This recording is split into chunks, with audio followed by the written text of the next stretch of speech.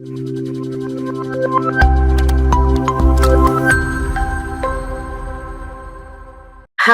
Welcome to all the sections. ഞാൻ ഇന്ന് എടുക്കാൻ പോകുന്നത് MCS 224 artificial intelligence and machine learning introduction section ആണ്. ഈ ഇൻട്രൊഡക്ഷൻ സെക്ഷനിൽ 4 ബ്ലോക്ക് ഉണ്ട്. ആ 4 ബ്ലോക്കിലെയും യൂണിറ്റിനെ പറ്റിയിട്ടാണ് ഇവിടെ ഡിസ്കസ് ചെയ്യാൻ പോകുന്നത്. 4 ബ്ലോക്ക് ഉണ്ട്. Block 1 artificial intelligence introduction, block 2 artificial intelligence knowledge representation, block 3 machine learning and block 4 machine learning second. Artificial intelligence ഇൻട്രൊഡക്ഷനിൽ 4 യൂണിറ്റ് ആണുള്ളത്. Introduction to artificial intelligence, problem solving using search, uninformed and informed search, and predicate and propositional logic. ഇതിൽ first unit എന്ന് പറയുന്നത് basic ആയിട്ടുള്ള artificial ഇന്റലിജൻസിന്റെ ഒരു introductions ആണ്. അപ്പൊ basic കാര്യങ്ങളും ഹിസ്റ്ററിയും അപ്രോച്ചസും കമ്പാരിസൺസും പിന്നെ ആപ്ലിക്കേഷൻസ് ഏരിയാസും അതൊക്കെയാണ് ഇവിടെ പറയാൻ പോകുന്നത്. ഓക്കെ, ഇപ്പം ജസ്റ്റ് നമുക്ക് ചെക്ക് ചെയ്യാം. What is AI? എന്ന് പറയുന്നത് എന്താണ്? The replicated capability of human mind, അല്ലെ? ഒരു ഹ്യൂമൻ മൈൻഡിന്റെ ഒരു കാപ്പബിലിറ്റീസ് ആണിതിന്. Problem solving, decision making, reasoning, ഇതൊക്കെ ഒരു കാപ്പബിലിറ്റീസ് ആണ്. ഈ കാപ്പബിലിറ്റീസ് എല്ലാം സിസ്റ്റം സ്റ്റിമുലേറ്റ് ചെയ്യുന്നുണ്ടെങ്കിൽ അതിനെയാണ് എന്ത് പറയാ, ആർട്ടിഫിഷ്യൽ ഇന്റലിജൻസ് എന്ന് പറയുന്നത്. ഓക്കെ, ആർട്ടിഫിഷ്യൽ ഇന്റലിജൻസ് എന്തായിരിക്കും? ഈ എല്ലാ കാപ്പബിലിറ്റീസും ഉണ്ടെങ്കിൽ അതിനാണെന്ന് ആ സിസ്റ്റത്തിന് ഉണ്ടെങ്കിൽ അതാണ് ആർട്ടിഫിഷ്യൽ ഇന്റലിജൻസ് എന്ന് പറയുന്നത്. ഇപ്പൊ നമുക്കറിയാം, ഫോർ എക്സാമ്പിൾ സിരി, അലക്സ, അല്ലെ? അതുപോലെ decision making Google map, problem solving ആണെങ്കിൽ ചെസ് പ്ലേയിങ്, അല്ലെ? കമ്പ്യൂട്ടറിൽ ചെസ് പ്ലേയിങ് ചെയ്യുന്നത്, ഇതൊക്കെ ആർട്ടിഫിഷ്യൽ ഇന്റലിജൻസ് ആണ്, അല്ലെ? ഇപ്പം ഇതിന്റെ ഹിസ്റ്ററി നോക്കുവാണെങ്കിൽ 1956 ജോൺ മെക്കാർത്തി എന്ന നെയിം ഇൻട്രൊഡ്യൂസ് ചെയ്തു. അതുപോലെ തന്നെ ഇത് പണ്ട് ഒരു റൂൾ ബേസ്ഡ് സിസ്റ്റംസ് ആയിരുന്നു, അല്ലെ? ഇപ്പൊ എന്തായിരിക്കും ഡീപ് ലേണിംഗ്, മെഷീൻ ലേണിംഗ് അങ്ങനെ യൂസ് ചെയ്യുന്നുണ്ട്. പിന്നെ വരുന്നതാണ് ഇതിന് കമ്പാരിസൺസ്. ആർട്ടിഫിഷ്യൽ ഇന്റലിജൻസും ഡീപ് ലേണിംഗ് ആയിക്കോട്ടെ, മെഷീൻ ലേണിംഗ് ആയിക്കോട്ടെ, ഇതിന്റെ കമ്പാരിസൺസ് എന്താണ്? ഇപ്പോൾ ഒരു ആർട്ടിഫിഷ്യൽ ഇന്റലിജൻസ് എന്ന് പറയുന്നത് എന്താണ്? ഒരു വലിയൊരു ബിഗ് കോൺസെപ്റ്റ് ആണ് ആർട്ടിഫിഷ്യൽ ഇന്റലിജൻസ് എന്ന് പറയുന്നത്, അല്ലെ? അതിന്റെ സബ്സെറ്റ് ആണ് ഇതെന്ന് മെഷീൻ ലേണിംഗ് എന്ന് പറയുന്നത്. ഓക്കെ, ആർട്ടിഫിഷ്യൽ ഇന്റലിജൻസ് നമുക്കറിയാം എന്തായിരിക്കും? ഒരു ഹ്യൂമനെ പോലെ ആക്ട് ചെയ്യുന്നതാണ് ഇതിന് ആർട്ടിഫിഷ്യൽ ഇന്റലിജൻസ് എന്ന് പറയുന്നത്. മെഷീൻ ലേണിംഗ് എന്താണ്?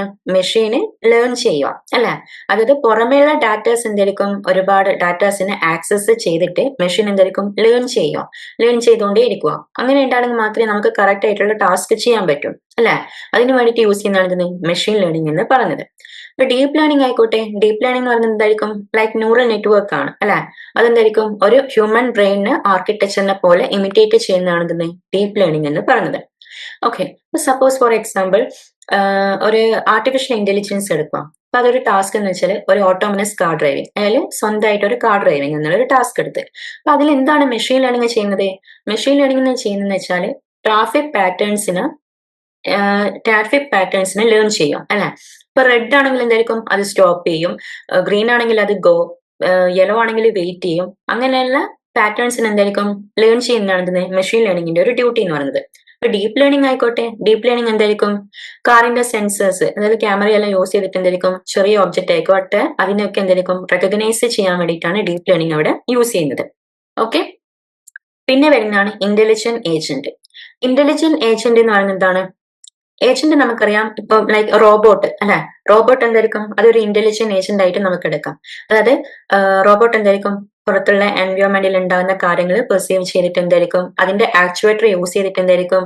അവിടെ ടാസ്ക് ചെയ്യുന്നു. അതിന്റെ ആക്ച്വേറ്റർ എന്ന് പറയുന്നത് അതിന്റെ കൈയും കാലും എല്ലാം ആയിരിക്കും, അല്ലെ? ഇപ്പം ഫോർ എക്സാമ്പിൾ ഒരു വാക്യൂം ക്ലീനിങ് റോബോട്ട് ആണെങ്കിൽ ഇപ്പൊ എന്തായിരിക്കും?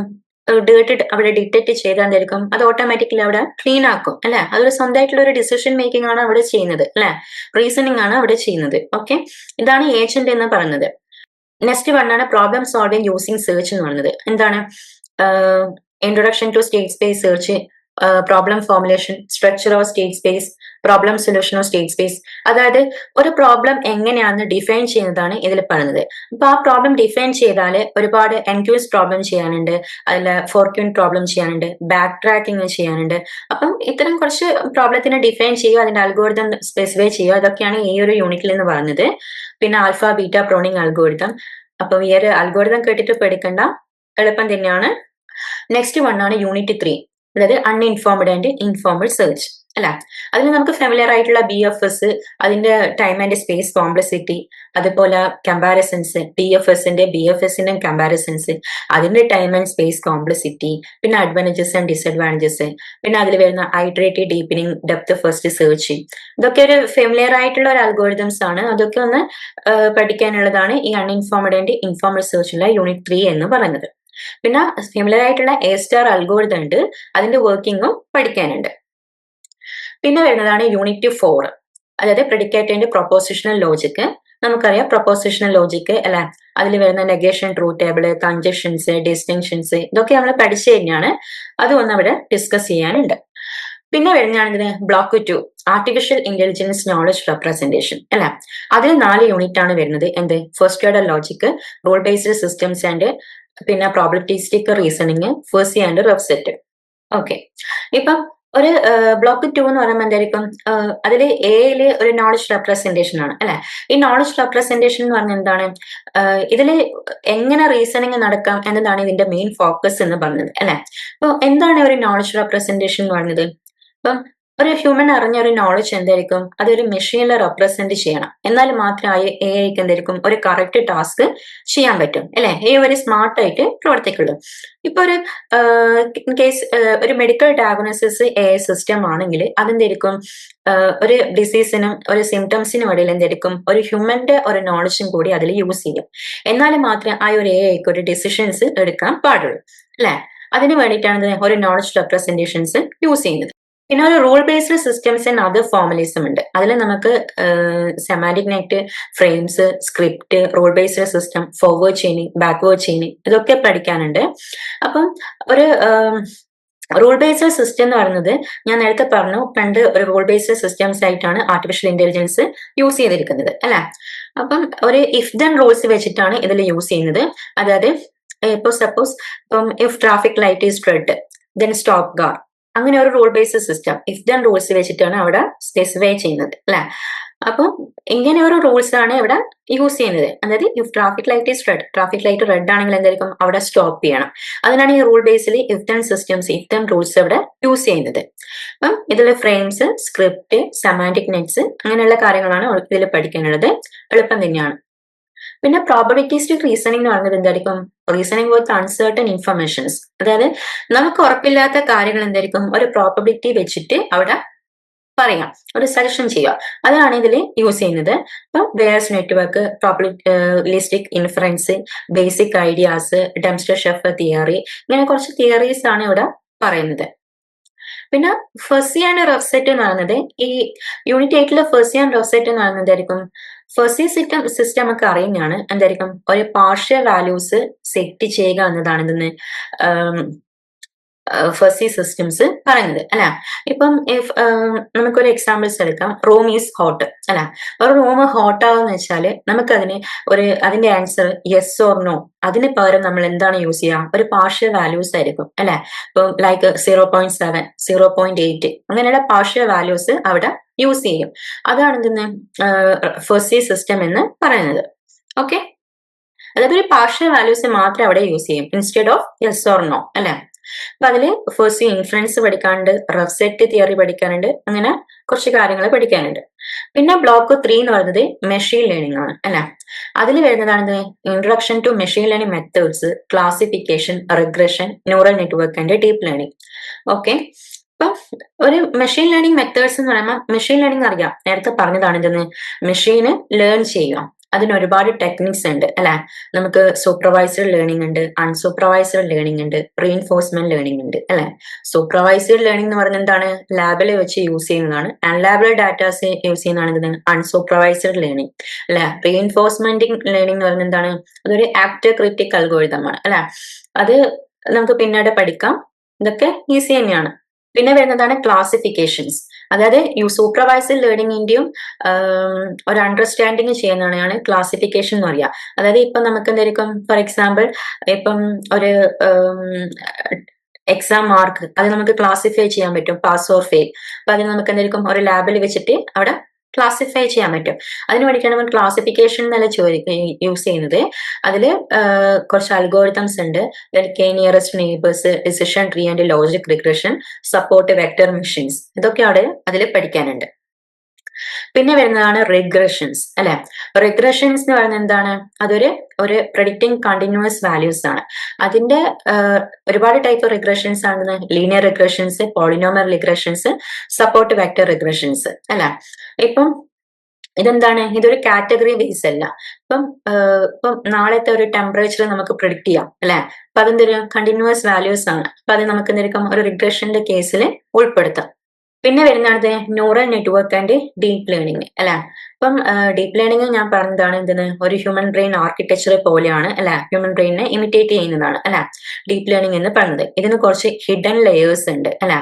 ഇപ്പോ എക്സാമ്പിൾസ് നമുക്കൊരു കാറ്റ്, ഡോഗ് ഇങ്ങനെയുള്ള ആനിമൽസിനെ തിരിച്ചറിയാം അല്ലെ. അപ്പൊ അതിന്റെ ഷേപ്പും കാര്യങ്ങളും വെച്ചിട്ട് എന്തായിരിക്കും അത് തിരിച്ചറിയാം. പിന്നെ നമുക്ക് എന്തായിരിക്കും, ഇപ്പൊ ഒരു ഫോണ് ലോക്കായാല് അത് തുറക്കണ്ടിരിക്കാൻ എന്തായിരിക്കണം, ഓപ്പൺ ചെയ്യാണ്ടിരിക്കണം, അത് ഫേസ് റെക്കഗ്നേഷൻ, അതിനെല്ലാം നമുക്ക് എന്തായിരിക്കും ഡീപ്പ് ലേണിംഗ് ആണ് യൂസ് ചെയ്യുന്നത്.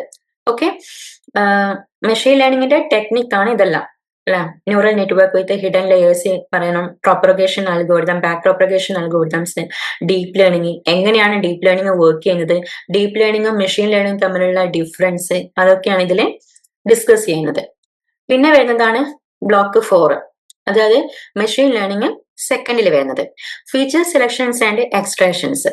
അതായത് അതിൽ അസോസിയേഷൻ റൂൾസ് വരുന്നുണ്ട്, ക്ലസ്റ്ററിങ് വരുന്നുണ്ട്, മെഷീൻ ലേണിംഗ് പ്രോഗ്രാംസ് വരുന്നുണ്ട്.